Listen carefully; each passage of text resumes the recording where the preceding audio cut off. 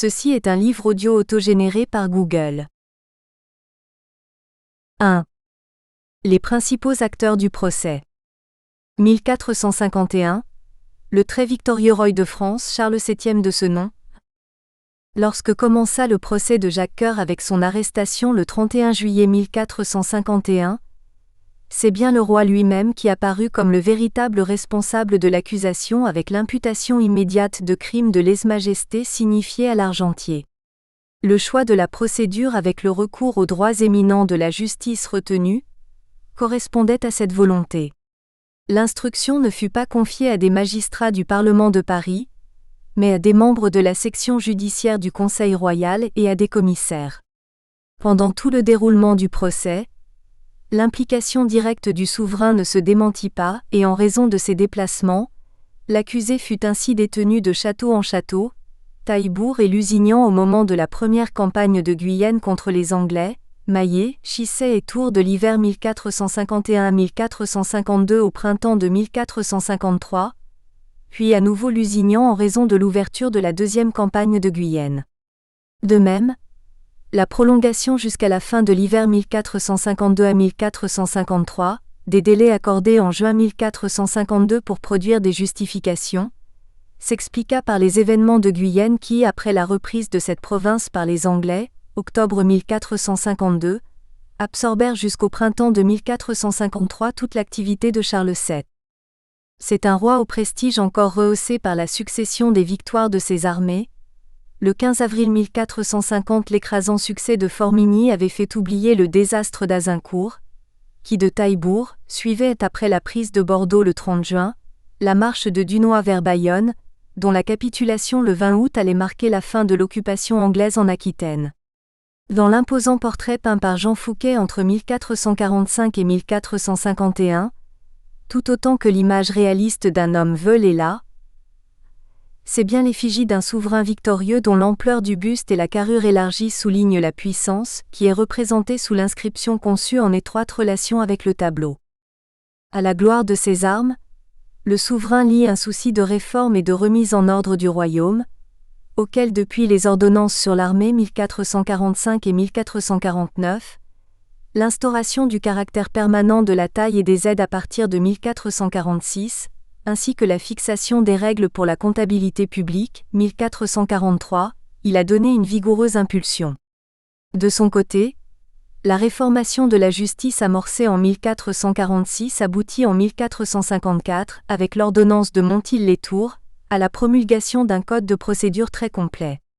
Faisant alors le récit de la fin de la guerre de Cent Ans, période pendant laquelle la justice dans le royaume avait été moult abaissée et opprimée, le roi exprimait sa volonté, eu égard aux grandes grâces que Dieu lui a faites, de pourvoir ses sujets de bonne justice, sans laquelle il ne peut y avoir durée ni fermeté aucune. 2.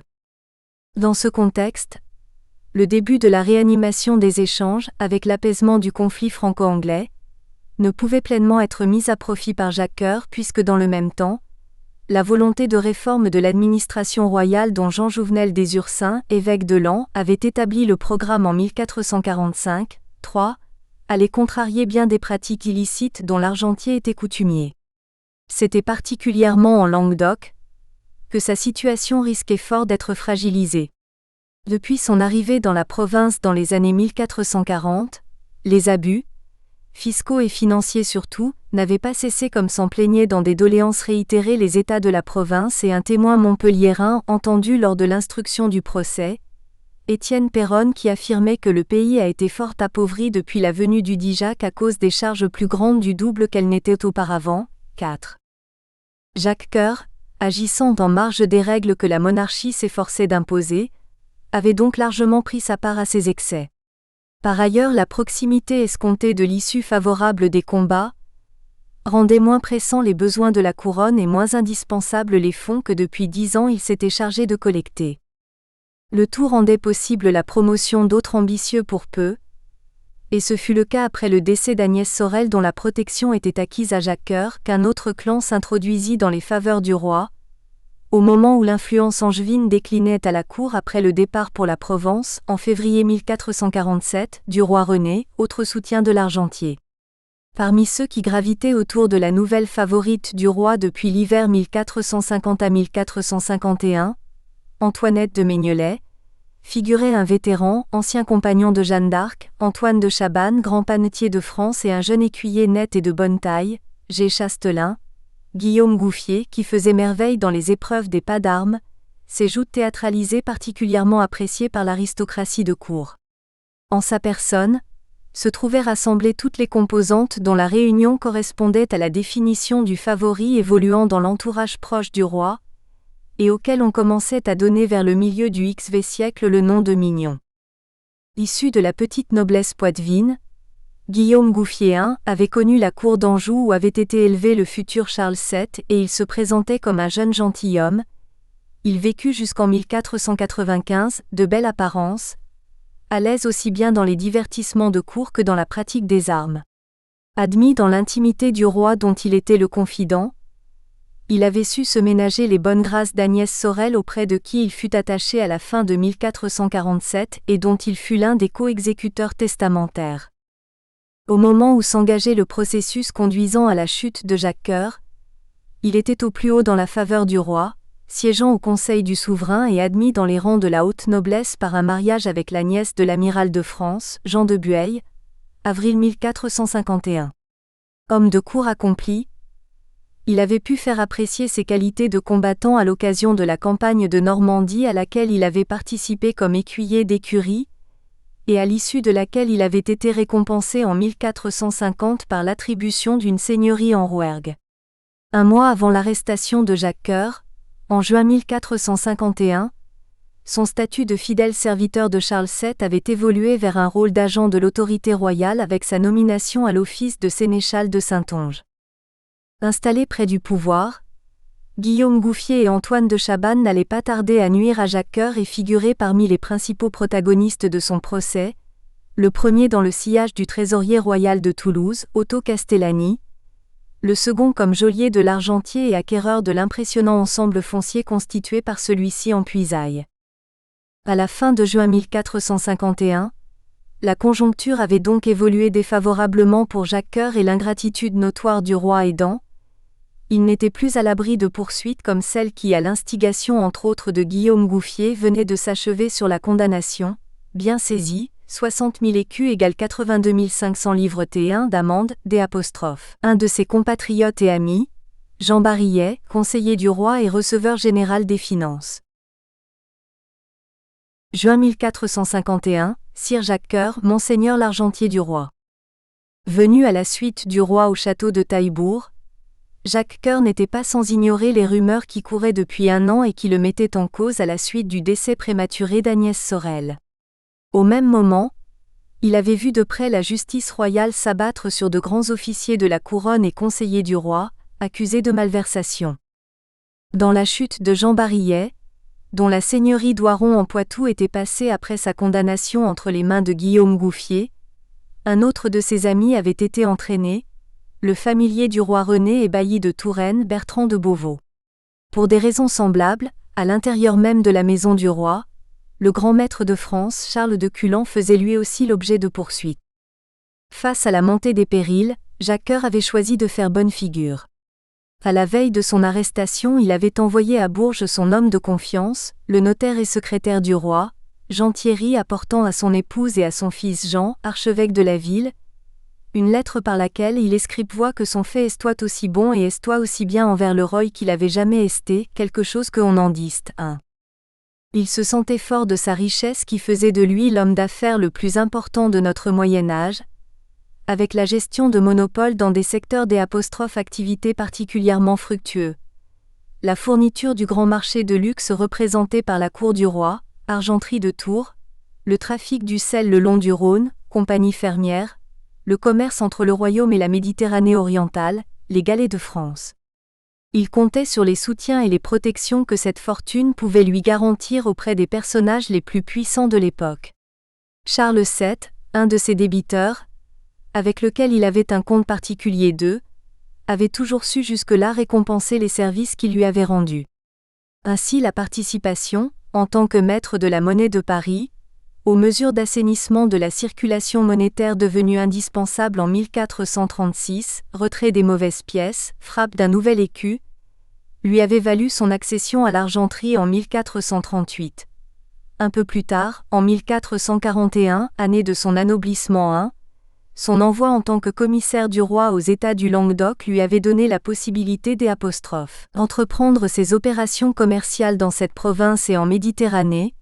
Membre du Conseil du roi depuis 1442, son implication pour le compte de la monarchie française dans la politique complexe de la République d'Eugène, 1445 à 1447, avait favorisé le développement de ses activités maritimes et sa mission d'enquête sur les péages du Rhône en 1446 avait été rapidement suivie de l'attribution de l'office de visiteur général des Gabelles en 1447-3. Surtout sa contribution par une aide très précieuse à la fourniture d'équipements militaires et au financement de la guerre contre les Anglais, 275 000 livres-t. À l'occasion de la campagne de Normandie, achat de la reddition de la garnison de Cherbourg, 80 000 livres-t. Lors des opérations alors en cours en Guyenne, lui avait permis d'accéder au tout premier rang de l'entourage du roi. Moins de 2 ans après ce grandiose événement, il gardait le souvenir de cette journée triomphale qu'il avait vue le 10 novembre 1449 entrer dans Rouen reconquise avec le cortège royal. Immédiatement après les grands noms du royaume et les grands princes, le roi René et son frère le comte du Maine, le comte de Clermont, gendre du roi, Charles de Culan, Pothon de Zintrailles, maréchal de France, le chancelier Guillaume Jouvenel des Ursins et précédant de peu le monarque. Il chevauchait en compagnie de Jean d'Orléans, comte de Dunois et du sénéchal de Poitou, Pierre de Brézé. Ces 3 derniers avançaient dans un appareil somptueux, chacune de leurs tenues valant près de 1300 livres-t. Monseigneur l'Argentier était vêtu d'une jaquette de velours violet fourrée de martre, et la housse de son cheval arborait la croix blanche, enseigne des rois de France, sur un tissu de satin cramoisi 4. Au-delà du royaume, auprès de la cour pontificale, du roi d'Aragon et du roi René, Jacques Coeur s'était également ménagé de hautes relations et des soutiens précieux qui ne lui firent pas défaut ultérieurement pendant le procès et à l'issue de celui-ci. Dans un premier temps, son frère, Nicolas, procureur du roi auprès du pape de 1438 à 1443, avait sans doute été à l'origine des premières mesures de dérogation pontificale à l'interdiction du trafic avec les infidèles. Profitant d'abord des bonnes relations établies entre Charles VII et Eugène IV, par ailleurs lié au roi René, l'Argentier avait obtenu au moins à partir de 1445 les autorisations d'exportation qui lui étaient nécessaires. D'abord limitées dans le temps, elles furent élargies en 1448 sous le pontificat de Nicolas V II, sans restriction de durée, ni de nombre de navires et étendues au transport des pèlerins à Jérusalem. Là encore, ces mesures venaient récompenser les efforts de Jacques Coeur, acteur du proche dénouement de la crise de l'Église, aboutissant au printemps de 1449, avec le retrait de Félix V à la fin d'un schisme qui durait depuis 1440. Le grand succès de la magnifique ambassade à Rome, dont il fut l'ordonnateur dans l'été 1448 pour faire obédience au pape Nicolas V III, l'audience chaleureuse accordée par celui-ci et l'amitié avec laquelle il traita Argentier tombé malade, illustre la qualité de la faveur dont il bénéficiait auprès du souverain pontife, son protecteur et peut-être même son bailleur de fonds, 100 000 ducats égale 85 000 livres-t, selon une rumeur démentie devant le consistoire le 16 mars 1455, 4. On sait que de ce lien privilégié subsiste encore aujourd'hui une marque éloquente avec les armes de ce pape visible au tympan de la porte d'entrée de la sacristie offerte par Jacques Coeur au chapitre de la cathédrale de Bourges. Tout aussi nécessaire au succès de ces entreprises maritimes, cette fois-ci en Méditerranée occidentale, dominée par la couronne d'Aragon était, comme l'a écrit Michel Mola, la complicité des rapports entre l'Argentier et Alphonse V le Magnanime. Jacques Coeur avait su se créer des droits à la gratitude du souverain, et même nouer avec lui par le canal d'une correspondance personnelle un lien très cordial. Les archives de la couronne d'Aragon à Barcelone, exploitées par Semarinesco, ont fourni sur ce point des détails explicites. En mai 1446, un mois avant son voyage à Barcelone et son pèlerinage à la Vierge Noire de Montserrat, l'Argentier reçut du roi une lettre contenant le passage suivant. Vous aurez l'occasion de constater que nous accorderons toujours une attention toute particulière à vous et à vos affaires, et que lorsque les patrons de vos galets voudront des sauf-conduits, nous les accorderons avec la plus grande bienveillance par estime pour vous. 1. Et de fait, en contrepartie de prêts souvent importants, 6 000 florins remboursés en 1445, 3 000 ducats encore dus à la fin de 1447, de démarches en faveur de marchands catalans ayant des difficultés avec la France, de renseignements fournis à propos de Gênes où l'influence aragonaise s'efforçait de l'emporter, 1447, la flotte de L'. Argentier avait bénéficié jusqu'au mois de juin 1451 de toute une série de laissez-passer et d'exemptions de taxes. Les doléances des Catalans qui se plaignaient à la fois de représailles ordonnées contre eux à la suite de multiples actes de piraterie commis entre 1425 et 1430, et aussi du préjudice que faisait subir à leurs exportations vers Aigues-Mortes le monopole de fait accordé aux galets de Jacques Coeur, ne purent altérer que très passagèrement cette bonne entente. De même Alphonse V revint rapidement en février 1450 sur une mesure de suspension de sauf-conduit prise en raison du transport sur les bateaux de l'Argentier de marchandises prohibées à l'exportation, or et argent surtout, ou appartenant à des ennemis du souverain de Naples. Enfin, avant même le transfert du centre de ses affaires maritimes à Marseille en 1447, Jacques Coeur était en relation suivie avec les princes de la maison d'Anjou. Le roi René était un client de l'argenterie et le comte du Maine, un de ses principaux débiteurs avec une somme considérable atteignant près de 21 000 livretés. 2. En attendant l'efficace protection qui lui fut accordée après son évasion au début de 1455, il avait trouvé à Aix et à Marseille, lors des séjours de la cour angevine, cette riche clientèle éprise de luxe, sensible à toutes les séductions du rare et du précieux dont il savait si bien tirer avantage. En fait, quelque éminente qu'elle ait pu paraître en juin 1451, la position de Jacques Coeur n'allait pas sans fragilité. À la cour, deux disparitions ne pouvaient que le desservir auprès du roi. En 1448, celle de Gérard Machet, confesseur du souverain depuis 1420, ami intime de celui-ci et aussi, bien que très gallican, de l'Argentier. En février 1450, celle d'Agnès Sorel à laquelle il était lié par l'intérêt sinon par la confiance. Surtout des problèmes sous-jacents se laissaient deviner, tant dans le domaine de ses affaires que dans celui de ses relations. Tous les historiens de l'Argentier ont souligné que sa principale faiblesse, liée à la conjoncture prévalant dans toute l'Europe occidentale, était le manque de liquidité financière, dont la documentation disponible nous donne de nombreux exemples. L'achat de biens fonciers en Berry en fournit notamment des preuves significatives. Ainsi, la transaction concernant la seigneurie d'Ainay-le-Vieil se fit moyennant le paiement de 9 000 livretés en or complété par de la vaisselle précieuse. Pour celle des seigneuries de Marmagne et de Maubranche, il fallut ajouter aux 4 500 écus en pièces d'or et d'argent 5 tasses d'argent et un feuillet d'or garni d'un gros diamant, d'un gros rubis et d'une grosse perle d'œuf. Avec la multiplication de ces acquisitions foncières à partir de 1447, il eut à assumer la charge d'un capital investi considérable, alourdi en plus par les dépenses faites pour le maintien de stocks de l'Argenterie, le financement des constructions de prestige à Montpellier, Tours et Bourges, ainsi que par la gestion d'une flotte de 7 navires que l'on devait périodiquement remplacer. La nature même de ces affaires commerciales avec le Levant rendait incertain l'avenir d'une entreprise, s'apparentant à une mécanique complexe et fragile, qui à tout moment pouvait gravement pâtir des aléas de la piraterie endémique en Méditerranée, surtout en mer Tyrrhénienne par où passait tout le trafic d'Orient. De son côté, le bon fonctionnement de l'argenterie aurait-il pu s'accommoder pendant longtemps de l'ampleur de découverts créés par une clientèle plus soucieuse de paraître que de s'acquitter avec ponctualité de ses luxueux achats? Certes, pour des sommes atteignant chaque année des dizaines de milliers de livretés, Jacques Coeur pouvait disposer, en provenance du Languedoc surtout, d'assignations, de dons, de gratifications diverses et tirer parti des revenus de ses charges, des fermes dont il était l'adjudicataire, de spéculations multiples et de manipulations monétaires, mais l'ensemble ne suffisait pas à lui donner aisance et la sécurité que la gestion des revenus pontificaux, subsides, dîmes, anates, assurait à ses contemporains, les Médicis auxquels on le compare parfois. De même, à l'opposé des facilités dont disposaient les Vénitiens grâce à la production considérable des mines d'argent de Bohême et de Serbie, La médiocrité du rendement de ces mines de plomb argentifère du Lyonnais ne contribuait pas de son côté à régler les problèmes de trésorerie qui se posaient à lui et qui le vouaient à des pratiques en marge de la légalité, le faisant ainsi dépendre du bon plaisir du roi.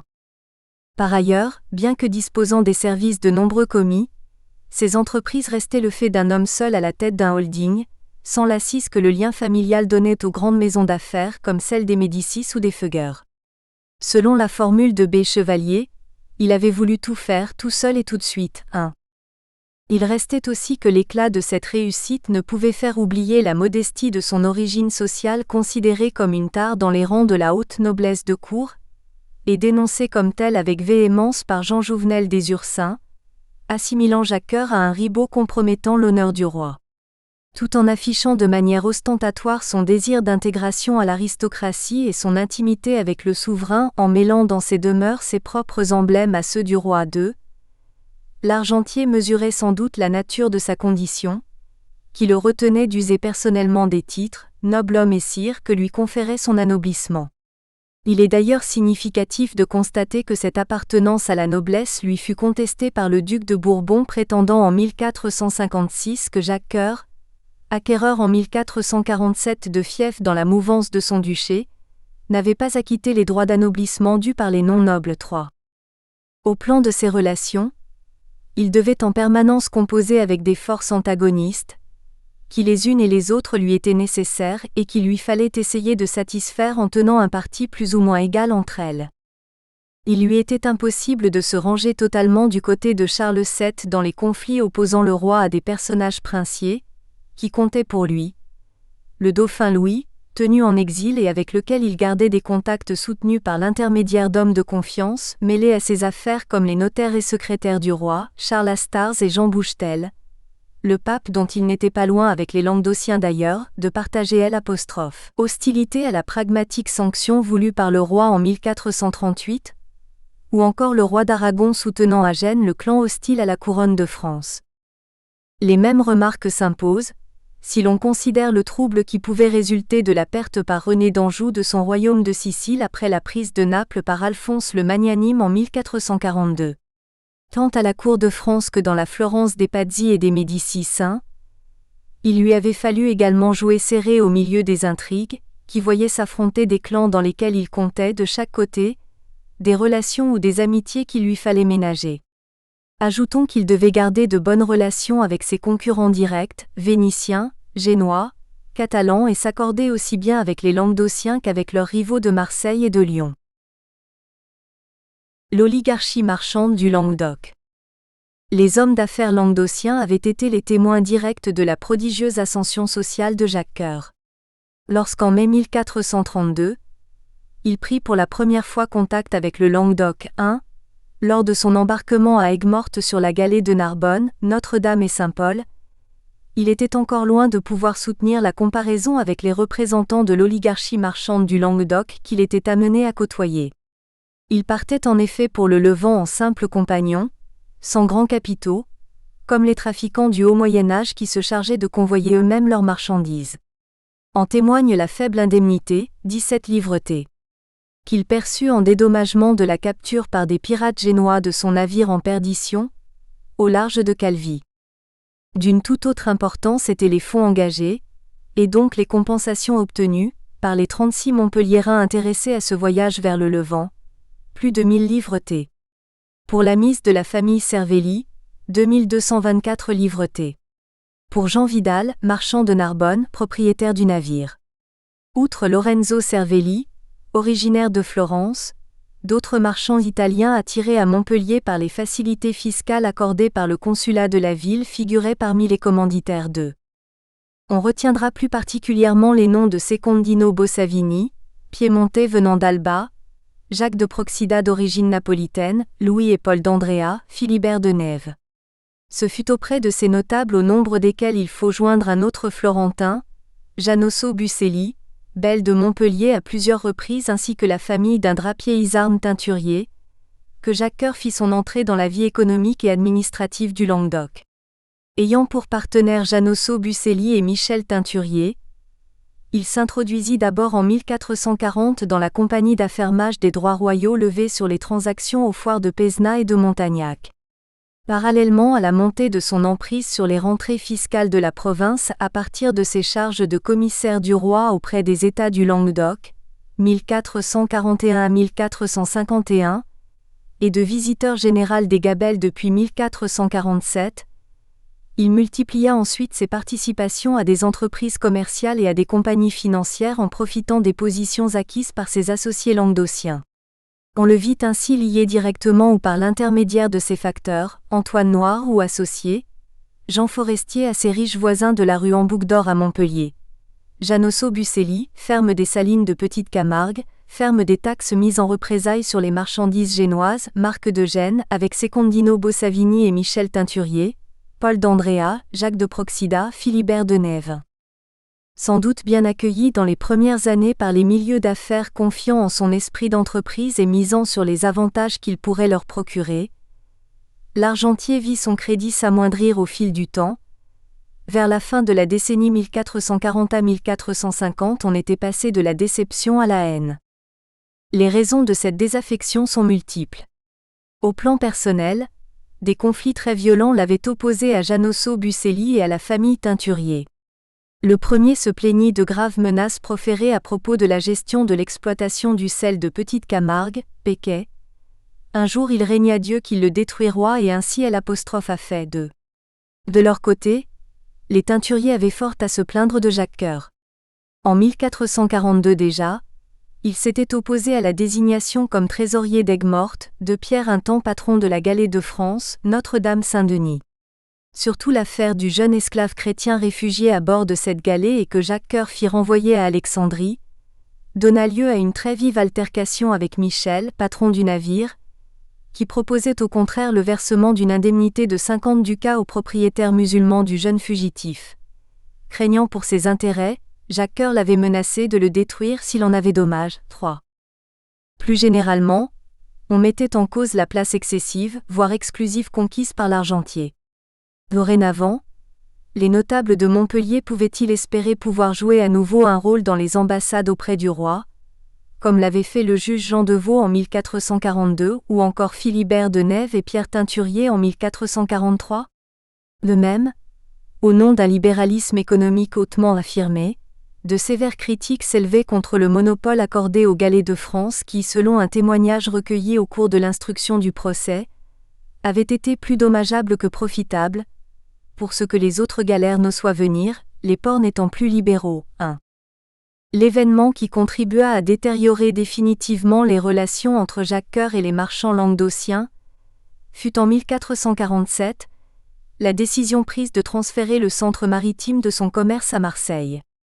Au moment où les Provençaux multipliaient les actes de piraterie le long des côtes du Languedoc, et alors que le roi René rétablissait à Marseille des foires franches à des dates coïncidant avec celles de Pézenas et de Montagnac, l'abandon de l'organisme portuaire Aigues-Mortes-Montpellier fut vécu comme une véritable trahison.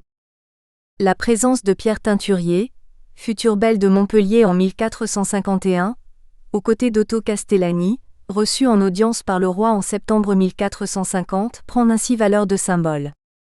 Dès l'arrestation de Jacques Coeur à partir de l'été 1451, les Languedociens s'attachèrent à lui porter les coups les plus rudes. Dans le cadre de l'instruction du procès, les uns furent chargés de diriger les enquêtes portant sur les crimes et délits imputés à l'argentier.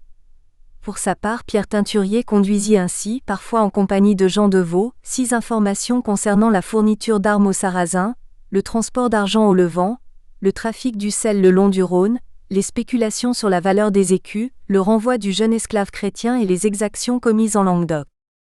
D'autres furent entendus comme témoins et tous déposèrent à charge. Des Teinturiers aux notables d'origine italienne, on retrouve ici les noms de tous ceux qui avaient approché Jacques Coeur depuis une dizaine d'années. L'un d'eux se distingua particulièrement, Janosso Bucelli, qui déposa au cours de cette enquête. Pour sa part, Jacques de Proxida déclara que Jacques Coeur ne pouvait se prévaloir de la qualité de clerc. 1. Les opérations de séquestre et d'adjudication des biens du condamné furent ensuite l'occasion de multiples interventions de ses adversaires languedociens. Parmi eux, les Florentins furent une fois de plus très actifs, et l'on a pu opposer leur attitude à la fidélité dont firent preuve à Florence même les associés de l'argentier et les responsables de la seigneurie de la cité d'Eu. On sait notamment qu'Otto Castellani fut assisté dans sa tâche de receveur des sommes provenant de la vente des biens de Jacques Coeur par un de ses compatriotes, dont il avait été le représentant à Toulouse, Antoine Juin, marchand de Montpellier. À l'examen des comptes souvent complexes de Jacques Coeur ou de certains de ses partenaires ou commis, Guillaume Gimard, Paul d'Andrea, le procureur général Jean Dauvet associa souvent autour de ces deux Florentins le groupe des Secondino Bossavini, Janosso Bucelli, Philibert Denève, Lorenzo Cervelli, neveu d'Otto Castellani, Pierre et Michel Teinturier, Jean Deveau. Tous étaient bien placés pour tenter de profiter des ventes qui eurent lieu sur place ou plus exceptionnellement hors du Languedoc. Antoine Juin se rendant aux foires de Genève essaya vainement d'y vendre un lot de 29 perles 3. Si Lazarin d'Andrea échoua dans sa tentative d'achat des 4 galets Notre-Dame Saint-Jacques, Saint-Michel, Saint-Denis et la Madeleine, mise à prix 6 000 livretés, 4 est finalement adjugé à un autre marchand de Montpellier, Bernard Deveau 5, ancien associé de Guillaume Gimard pour 9 000 livretés. Jean Forestier, l'un des fermiers de la marque de Gênes, devint propriétaire de la grande maison de la rue Ambouc des Apostrophes. Or, initialement retenu pour le roi avec la somme fictive de 1000 livretés 6, il acheta également une maison à Beaucaire payée 300 livretés. Pour le compte de son parent, le viguier châtelain d'Aigues-Mortes et capitaine de Niort, Jean de Jambes, baron de Montsoreau dans le Val d'Anjou. Parmi les anciens associés de Jacques Coeur pour l'exploitation du sel de Petite Camargue, ce dernier occupait une place particulière en raison de sa qualité d'homme de confiance du roi, dont il était l'un des chambellans et le premier maître d'hôtel. Appelé fréquemment au conseil du souverain, où il siégea au total pendant 20 trimestres entre 1441 et 1457, et tout particulièrement de 1451 à 1453, au moment où se jouait le sort de L'.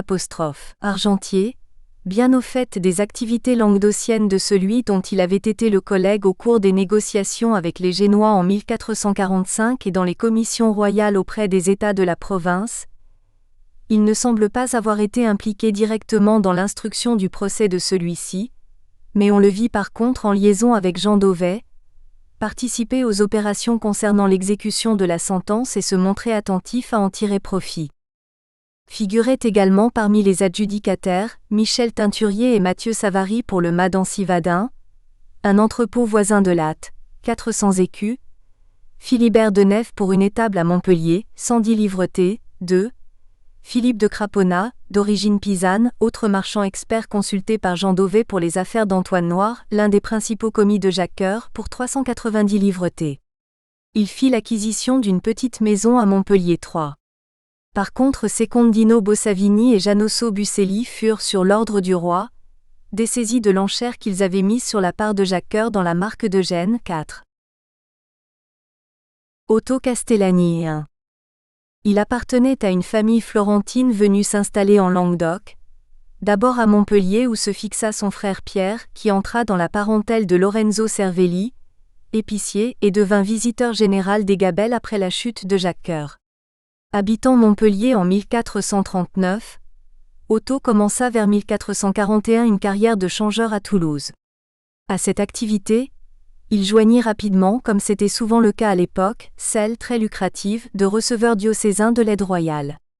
Confiant sa table de la rue des Changeurs à son associé Jacques de Médicis, il fut élu capitoul de Toulouse pour la partie de Saint-Barthélemy en novembre 1442. Trésorier royal de la ville de 1443 à 1449, son activité se déploya alors dans différents domaines. Membre de commission royale 2, réduction du nombre des sergents de la ville de Toulouse, perception de droits sur l'importation de draps d'Angleterre et du Bordelais.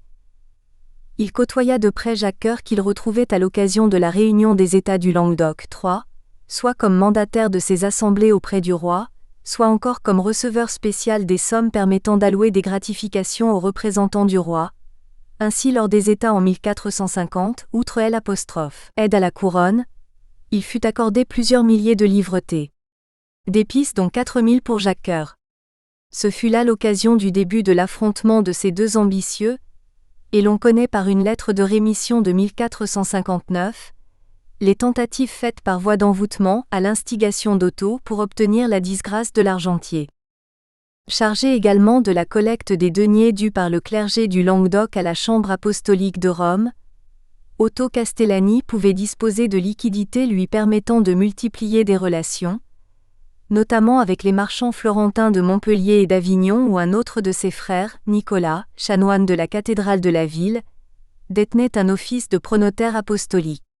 C'est ainsi que l'ensemble de ces facilités lui donnait de grandes possibilités d'action, tant dans le domaine financier, prêts divers, pratique de lettres de change payables à Avignon, aux foires de Pézenas, à celles de Genève, que dans celui du grand commerce, négoce du pastel, du sel. C'était donc un homme ayant une très solide expérience des contacts avec les grands marchands et financiers du Languedoc, et donc avec le réseau de Jacques Coeur, mais aussi avec les pouvoirs régionaux et l'autorité royale, qui obtint le 30 septembre 1450 une audience sans doute décisive auprès de Charles VII. À la fois porte-parole des griefs articulés contre l'argentier en Languedoc, et faisant peser sur son ennemi le soupçon de la responsabilité de la disparition au début de l'année, d'Agnès Sorel, il engageait un processus qui allait aboutir à la chute de celui-ci. Entre ses mains, l'instrument de cette dénonciation se trouva être une dame de la cour, Jeanne de Vendôme, et sa prise en compte par le roi fut facilitée par les relations que Castellani entretenait avec Guillaume Gouffier. Parvenu à ses fins avec l'arrestation de Jacques Coeur le 31 juillet 1451, Otto se fit omniprésent à l'occasion de chacune des principales phases du procès de celui-ci. C'est lui qui apporta un témoignage à charge, capital, dans l'affaire du renvoi à Alexandrie du jeune esclave chrétien, et c'est lui qui dirigea 17 des 24 enquêtes initiales que nous connaissons. Après la condamnation, 29 mai 1453, et alors qu'il avait succédé dans le courant 1454 à Jacques Coeur à la tête de l'argenterie de l'Hôtel du Roi, on le retrouvait adjoint au procureur général d'Auvet pour procéder à l'exécution de la sentence sur les biens de son ennemi. Cette mission se poursuivit jusqu'à l'automne 1456, marquée par des épisodes calamiteux. Nous espérons que vous avez apprécié cet aperçu.